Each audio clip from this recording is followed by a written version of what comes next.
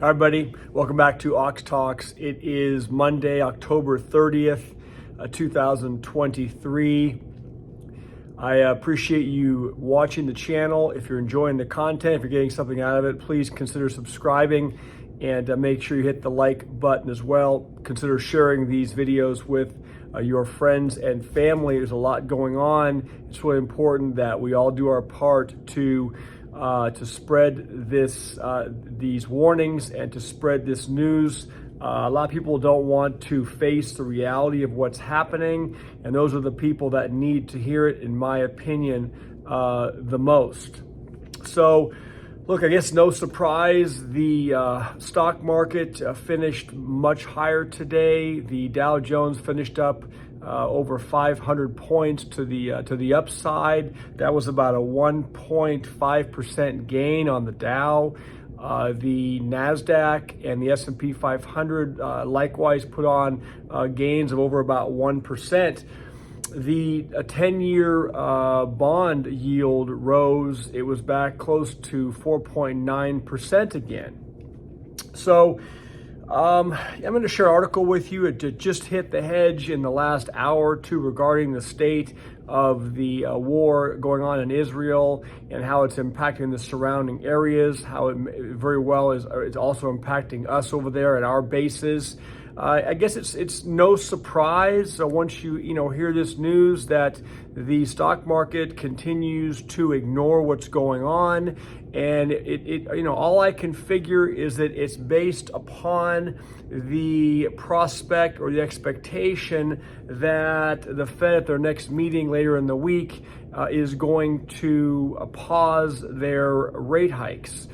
I didn't see anything else that would have triggered that much of an upswing in the markets today. Now, granted, they were sold off pretty substantially last week, but this all has to do with the Fed. The Fed dictates what these markets are going to do.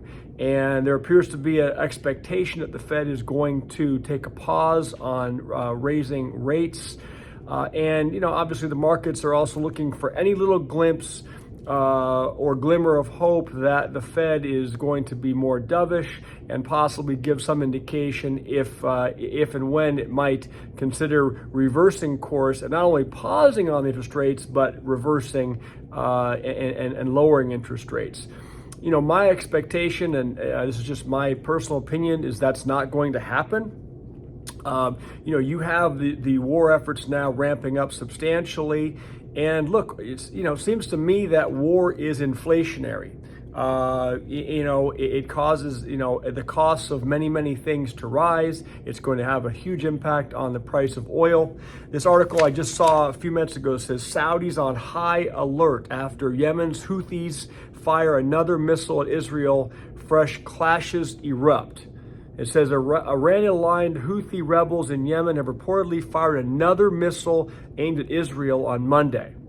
An initial launch of a couple of missiles over a week ago saw a U.S. warship of Yemen's coast intervene to shoot down the projectiles. It says this time the Houthi missile flew over Saudi territory, putting the kingdom on high state of alert. It says Bloomberg reports the fresh clashes resulted in 4 Saudi soldiers dying in the southern Jazan province on the border with Yemen, based on defense sources cited in the report. And the article concludes by saying elsewhere, which I think is really important for all of us to be paying close attention to. It says elsewhere in the Middle East on Monday, an American base in Iraq has once again come under attack. 4 Katyusha rockets on Monday fired at Iraq's Ain al-Assad air base, which hosts U.S. and other international forces in western Iraq, security sources told Reuters. So you have Netanyahu out today making more substantial threats, explaining how his ground force operation is increasing into the Gaza Strip area. And now you have these attacks, continued attacks on U.S. forces in both Iraq and Syria, which this article says are becoming a daily occurrence despite last Friday early morning airstrikes on Iranian targets in Syria. The White House has warned of more decisive action to come, but the reality is that the U.S. occupation in Syria leaves American forces exposed. I think it also leaves Americans exposed here at home. We've discussed this repeatedly in the last a couple of weeks, how we all need to be taking this very, very seriously. It's not across the world. It potentially could be here overnight. And so don't fall into a false sense of security. You put on the Channel 2 News in the evening, you see the stock markets are up, and the assumption is, well, everything is fine, we're back to normal again. Absolutely not. Nothing could be further from the truth. And something else that is happening right now and that you need to be aware of regarding the Americans and their savings rate. Article again I saw come out, it was last night, actually this morning on Zero Hedge. It says survey found most Americans falling behind on emergency savings. I don't think generally that's any surprise to any of us, given that we're all being constricted and strained with regard to higher prices of food, higher prices of energy and utilities. This article says a large majority of Americans are falling behind on their savings, as 81% have not increased their emergency savings since the beginning of the year, according to a survey. Survey by Bank Rate released on October 25th showed just 19% of American households increased their emergency savings, while 32% have less savings now when compared to the beginning of 2023. 30% of households had the same amount of savings, while 20% had no emergency savings at the start of the year and remain having none. So 2 in 10 families have no emergency savings, no ability to cover an unforeseen circumstance. It says in terms of age, older generations tend to have less emergency savings now than at the beginning of the year. In addition, the survey found that 60% of Americans are falling behind on their savings for emergencies, in which 38% said they are significantly behind and 22% said they are slightly behind. The poll also found that inflation is the main impediment that prevents Americans from increasing their savings amid renewed concern over long-term price hikes. 57% of households who suffered no saving increase blamed inflation for their issue, while 38% cited too many expenses that hurt their savings funds.